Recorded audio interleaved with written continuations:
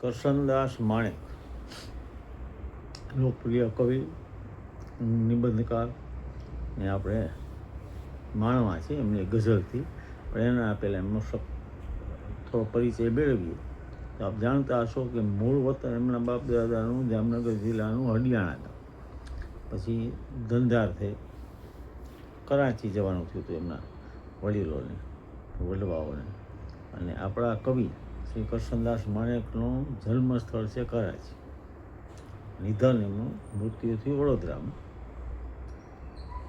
જ્યારે પાકિસ્તાન અલગ થયા ને આવવાનું થયું ત્યારે 1978માં એમનું નિધન થયું. 28/11/1901 એમનો જન્મ કરાચીમાં.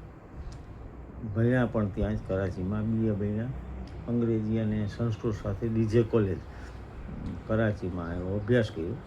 પછી આચાર્ય બન્યા, મુંબઈ શિફ્ટ થયા, ત્યાં તંત્રી પણ બન્યા. એમની પ્રાર્થના સ્કૂલોમાં ખૂબ ગવાય છે. આપણે પણ આપણી સ્કૂલમાં એ જે સ્ટુડન્ટ ગાઈ હશે, સાંભળી તો હશે. જીવન અંજલિ થાજો મારું, જીવન અંજલિ થાજો. અદ્ભુત પ્રાર્થના. બીજી એક એમની રચના, તે દિન આંસુ ભીના રે હરીના લોચનિયા મેં દીઠા. આવી ઘણી અદ્ભુત રચનાઓ. એમાંની એક એમની ગઝલ ખૂબ પ્રિય, મને બહુ ગમતી એ ગઝલ આજે પણ ગમે છે. ડાયરીના પાના ફેરવતા લખાયેલી નીકળી, ઠીક આપણી સાથે શેર કરો. ગઝલનું ટાઇટલ છે મને એ જ સમજાતું. આના પર ઘણું મનોમંથન કરી શકાય. ત્યારે જેટલી પર્યાપ્ત હતી આ કવિતા, એટલી જ આજે ઉપયુક્ત છે અને આવતીકાલે પણ આટલી જ ઉપયુક્ત હશે. જો એના શબ્દો સીધી સાદી સરળ ભાષામાં કેવી ચોટદાર રજૂઆત છે. મને એ જ સમજાતું નથી કે આવું શાને થાય છે. બહુ સરસ ગઝલ છે. મને એ જ સમજાતું નથી કે આવું શાને થાય છે. ડૂબી જતા ફૂલડા બધાને પથ્થરો તરી જાય છે. મને એ જ સમજાતું નથી. ટળ વડે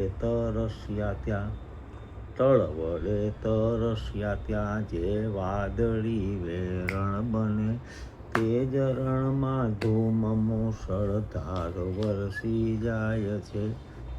મને એ જ સમજાતું નથી કે આવું શાને થાય છે. ડૂબી જતા ફૂલડા બધાને પથ્થરો તરી જાય છે. ઘર વિના ઘૂમે હજારો, ઘર વિના ઘૂમે હજારો ઠોકરાતા ઠેર ઠેર. ઘર વિના ઘૂમે હજારો ઠોકરાતા ઠેર ઠેર. ને ગગનચુંબી મહેલો જન સુના રહી જાય છે. દેવળીએ દંડ પામે ચોર મુઠ્ઠી જારના, દેવળીએ દંડ પામે ચોર મુઠ્ઠી જારના. ને લાખ ખાંડી લૂંટનારા મહેફિલે મંડાય છે. ને લાખ ખાંડી લૂંટનારા મહેફિલે મંડાય છે. કામધેનું ને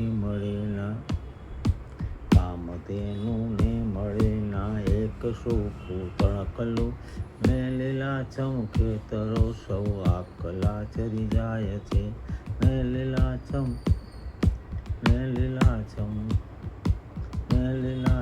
ખેતરો સૌ આકલા ચરી જાય છે.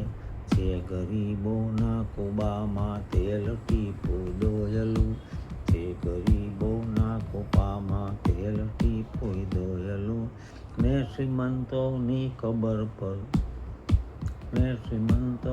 કબર પર ઘીના દીવા થાય છે. મને એ જ સમજાતું નથી. કેવો વ્યંગ છે. સીધી સાદી સરળ ભાષામાં આના વિશે ઘણું વિવેચન થઈ શકે. આપ પણ અન્યને મોકલજો. ગઝલ છે હતી મને એ જ સમજાતું નથી કે આવું શાને થાય છે. કરશનદાસ માણેક કહે છે કે મને એ જ સમજાતું નથી કે આવું શાને થાય છે. ફૂલડા ડૂબી જતા અને પથ્થરો તરી જાય છે. ટળ વડે તરસ્યા ત્યાં જે વાદળી વેરણ બને, તે જ રણમાં ધૂમ મુશળધાર વરસી જાય છે. ઘર વીણા ઘૂમે હજારો, ઠોકરાતા ઠેર ઠેર. ઘર વીણા ઘૂમે હજારો, ઠોકરાતા ઠેર ઠેર. ને ગગનચુંબી મહેલો જનસુના રહી જાય છે.